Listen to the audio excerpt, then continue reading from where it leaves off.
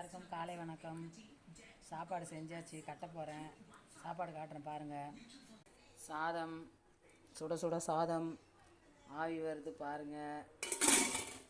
அப்புறம் சுண்டைக்காய் காரக்குழம்பு, சுண்டைக்காய் காரக்குழம்புங்க.